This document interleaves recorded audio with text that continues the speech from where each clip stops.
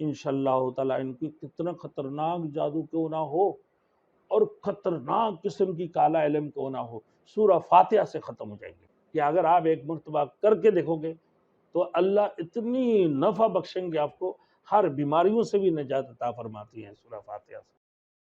Thanks for watching. Don't forget to like, comment, share and subscribe to Maulana Habibullah Rouhani Official. اب اسی طریقے سے اگر جادو ہو گئے مریض کے اوپر خطرناک قسم کی، تو یہی سورہ فاتحہ کچھی دھاگا لیں، اور کچھی دھاگا جو لیں گے آپ تو تقریباً 2 گز کم سے کم ہو، 2 گز کم سے کم ہو، 2 گز دھاگا، اس کے اندر بسم اللہ الرحمن الرحیم الحمدللہ ملا کر میم کی ساتھ لام کو ملا کر پڑھ کر ایک گیرا لگائیں، پھر دم کر دیں، پھر گیرا لگائیں دم کریں، پھر گیرا لگائیں دم کریں، پھر گیرا لگائیں دم کریں، 41 گیرا لگیں گے۔ پھر اس کی بعد مریض کو پاس بٹھا کر پھر دھاگا کاٹیں اور کہیں کہ میں عبداللہ بن رحمت بھی کے جادو کاٹ رہا ہوں، مطلب ان کا نام، ان کی ماں کا نام لے کر سحر کاٹ رہا ہوں، ٹونا کاٹ رہا ہوں، یہ کہا کر یہ 41 گیرا کاٹیں گے۔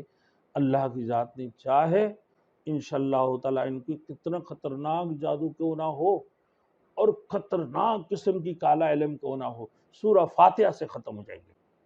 سورہ فاتحہ سے 41 مرتبہ پڑھ کر صرف اس دھاگا 41 مرتبہ گیرا کاٹنے سے وہ ختم ہو جائیں گے۔ اسی طریقے سے سورہ فلق اور سورہ ناس کا بھی 9 گیرا، اس کا 9 گیرا اس کا آپ کاٹیں، انشاءاللہ ختم ہو جائیں گے۔ جو ہوائی کٹ ہے، نہ مریض کو نہ کچھ کھلا سکتا نہ پلا سکتے ہیں، اب یہ حیران ہو جائیں گے۔ اس سے مجرب المجرب عمل ہے۔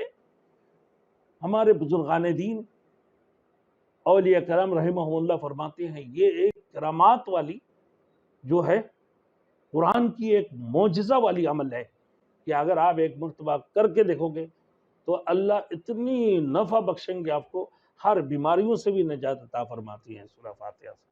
اللہ ہم سب کو عمل کرنے کی توفیق عطا فرمائے۔